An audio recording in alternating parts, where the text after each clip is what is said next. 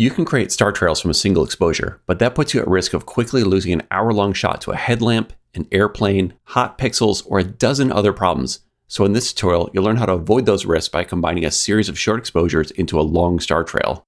Here in Lightroom, I've got a single exposure for my foreground, which I shot at ISO 64 to help eliminate any noise in the rocks, especially down in the shadows. And this is looking really great with the exception of this flare coming from the moonlight on the front element of my lens. I'll just have to clone this out in Photoshop, but otherwise it looks great. We do see the beginnings of a star trail here because I'm shooting for 15 minutes at this point, but it's not nearly as long of a rotation as what I want for a full hour. But had I gone that far, I would just increasingly run the risk that something could go wrong and I would just lose the entire exposure. Whereas this, at 15 minutes, I could easily reshoot it and I could have shot it in about 4 minutes. I don't have to shoot at ISO 64 for this foreground. So this would be easy to fix this. With the stars, we jump to the next frame here. These are 30-second exposures. And if something goes wrong in any one of these frames, it's easy to fix without ruining the entire length of time I was shooting. So we look across these, there are some shooting stars and other little things going on, especially at the end here where someone showed up with a red headlamp. Now I'm not really worried about the red headlamp on the rocks because I'm going to replace this foreground anyway, but if they'd been shining the light towards the camera, it could have flared and ruined the sky.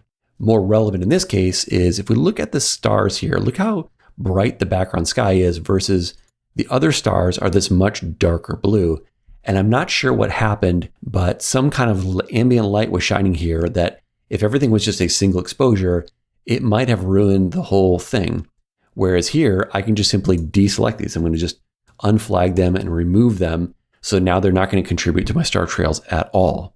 And you can just see how having these individual frames makes it much easier to remove problems and deal with any issue that occurs.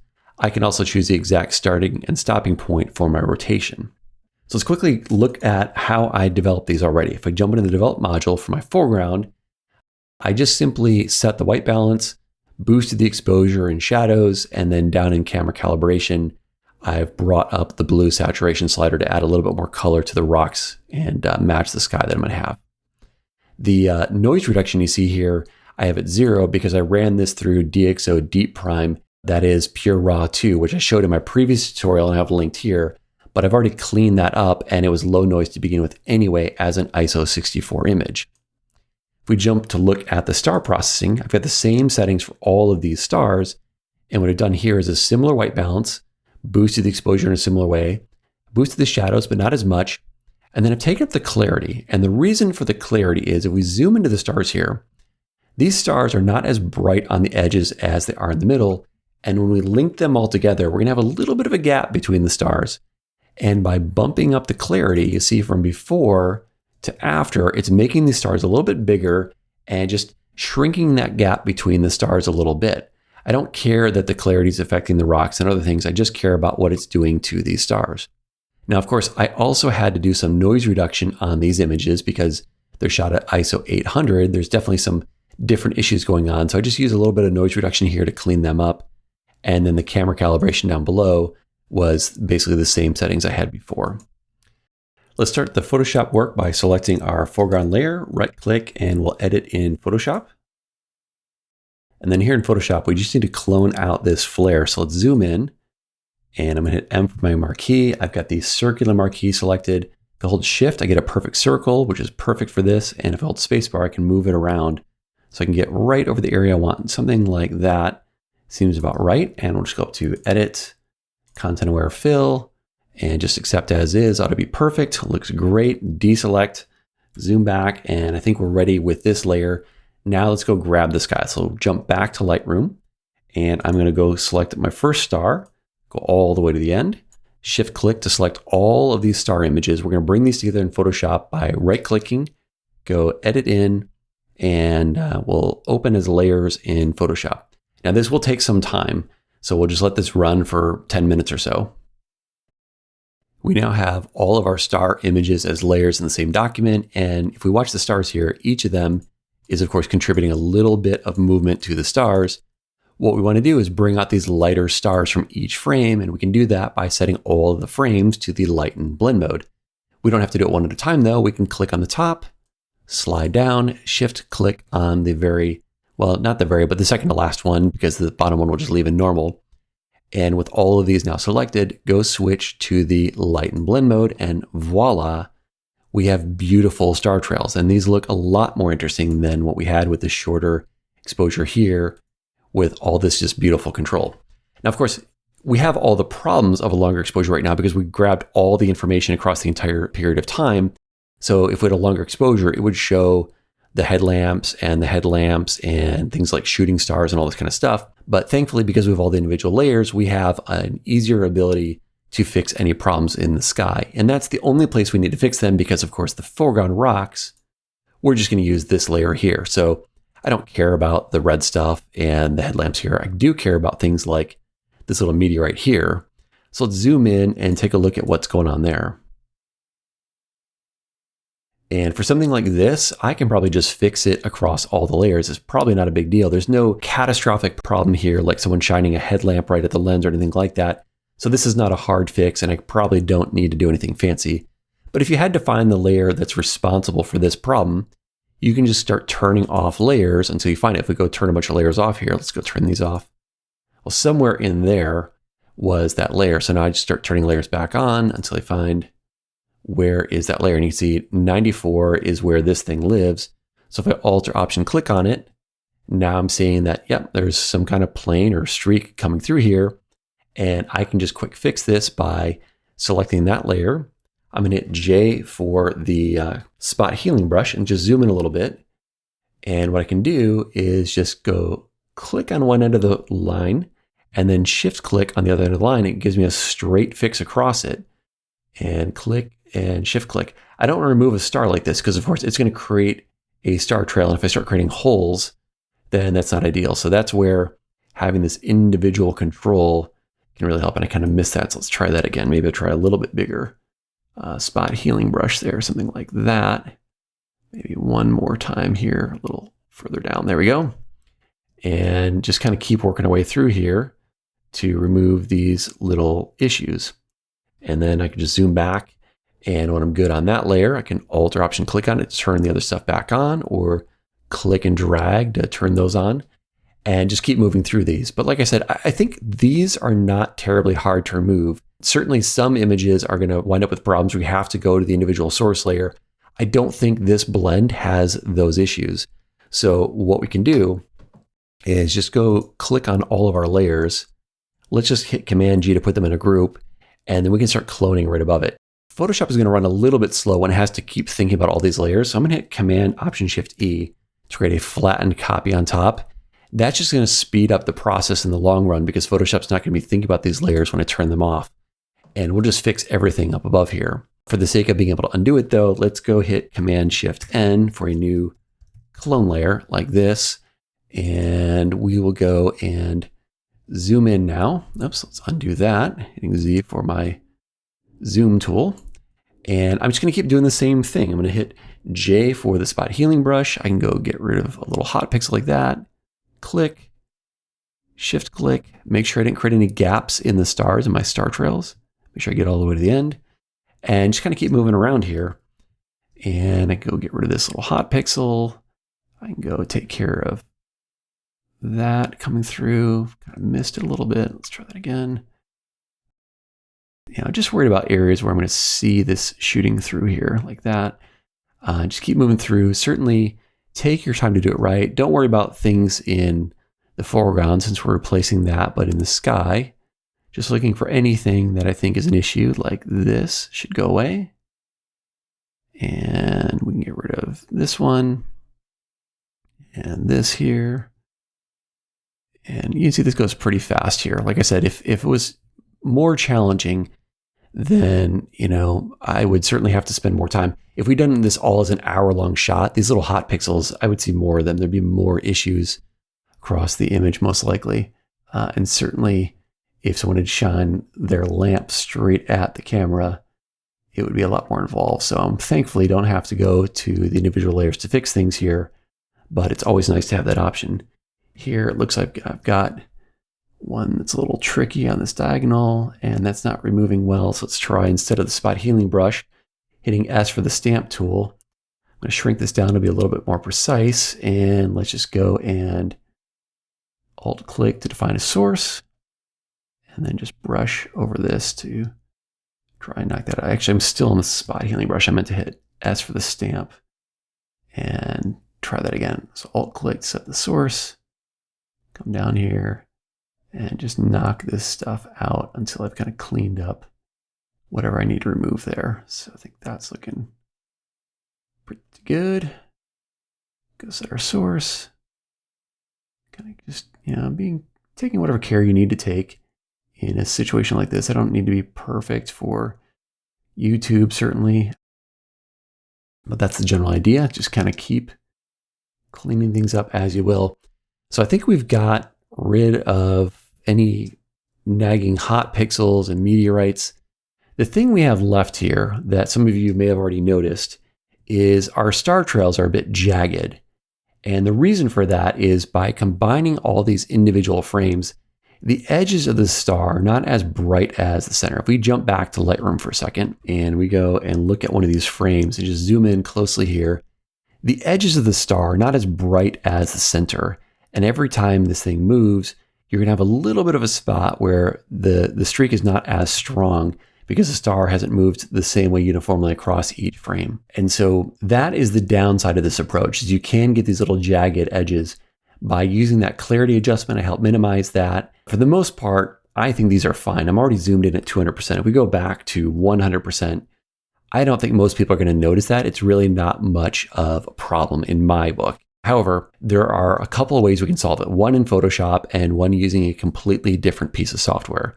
So let's take a look first at the Photoshop approach here. What I'm going to do is turn my layers into a smart object. I'm going to shift click, so I've got both my combine layer and my cloning, right click and convert to a smart object. This will just give me some ability to go back and make further changes later if I notice any issues. What I'm going to do now is just go up to Filter, Blur, Gaussian Blur, and set a radius no more than about 1 pixel here. You can see already those jagged edges from before to after, it just cleans up really nicely. I can go all the way up to like about a full pixel. If I need to smooth it up more, if I don't need as much, I could jump down to say like a half pixel, whatever gets the job done here. Let's maybe just try like 0.7 radius. I think that looks nice and clean. We'll say okay. And it's fully non-destructive. So if I have to go back and change anything about this, I can. If I really want to save everything, I could have kept this whole group in there. It makes the file much bigger, but you'd have all the options. But I can change the blur. If there's any blur edges where it touches the ground, I can fix that. But I think things look really good and clean. And I think I'm happy with this sky. So what I'm going to do is grab this sky layer by hitting Command C to copy the layer, switch over to our foreground layer and hit Command V to paste that layer. And so we just brought the whole thing as is. And of course, we only want it in the sky, not in these rock areas. So we need to mask in the sky. And that's going to be very easy to do using the Lumenzia Basics panel. And I'm going to work from the sky from down below. So what I want to do is just hide this layer. So we're using this sky and just make sure it's really accurate to the foreground. If there's any misalignment between the frames, I've been shooting over the course of an hour. Use this sky. And by clicking on sky here while my clone layer is active, I'm going to be able to place a mask on this layer. Even though it's hidden, it'll just pull from all these as long as I have sample all layers. So I just hit layer mask and it creates a sky mask on the clone layer to reveal that rotation of the stars we created up above as soon as we turn this on. So now we've got our star trails showing over our nice clean foreground. And if we zoom in here, oops, I need to set the zoom tool. So we've got nice clean edges. Everything looks really, really good. So I think that looks great. But like I said, if you are not happy with the star trails here, the way they've got those jagged edges, let me show you now another way you can approach it. And we're going to go switch back to Lightroom. And I'm going to go and select all my stars. So here's my blend layers, my foreground. I'm going to select from here down to the end. Same layers we blended in Photoshop, but we're going to send them to a different piece of software. I've got an export action for this where I'm going to be exporting to Star Stacks as an 8-bit TIFF. Now, reason for 8 bits here is this software, for whatever reason, doesn't seem to like images beyond a certain resolution, at least if they're in 16-bit. So in my case, I found that if I limit the size, I can change the size to no more than about 7,100 pixels in the long edge. that'll work as 16 bits. However, the software itself, it always outputs in 8 bits. So there's no reason to do this. Instead, I'm just going to output 8-bit images. And the fact that it's coming back to me in 8 bits, it doesn't sound great, but I don't really care too much. There's not like a whole lot of gradient detail in the sky. I've already processed the raw. I don't plan to do a lot more processing to it. So this is probably okay. But this might also be a reason why you wouldn't want to use star stacks, but I'm okay with it. So we're just going to process this in the same color space as a TIFF, full resolution, and just go ahead and hit export. I've now got all my exported files from Lightroom in a Finder window on the right. And on the left here is the Star Stacks application. This is a completely free piece of software for Mac and Windows, I think Linux as well. Very impressive for a free application and quite easy to use. What we need to do is select our images here. So I'm going to click on top, go to the bottom, shift click to select everything, click and drag and just drop where it says drop images here. And now the application's ingesting them. And if it pops up with an error, make sure you're exporting with that reduced resolution or 8-bit files, as I mentioned before. And then in here, the settings are pretty simple. This little gear icon will pop out the settings. You want to go to blending, and it's the blending mode you want to change here. You want to make sure this is on gap filling. I think the default may be lighten. Gap filling is what's going to fill in those little spots between the stars. And then you'll probably see subtract dark images on by default. I would just turn that off unless you actually took a dark frame, meaning you put a lens cap over your camera and shot a couple frames to capture hot pixels with no image detail at all. I don't have those, so I'm going to turn this off. But that's about it. There's nothing else I really need to do here other than start the processing, which I can go up to Edit, Start Processing, or click on this icon here. Does the same thing. And now it's just going to start generating the star trail, and it runs pretty quickly. Once that's done, you can just click OK. And it's switched from the settings over to tools. And in tools, we have the gap filling here. These are the options we need to set to determine how these stars get filled. And in order to use it, we need to zoom in closely. So let's go click on a 1-to-1 zoom, or even go a little bit closer here. And you can see right now, we don't have the same jagged appearance. It's already applied a little bit of a transformation here using this amount. So the way this tool works is you set a threshold to detect stars and then the amount that you want to correct them.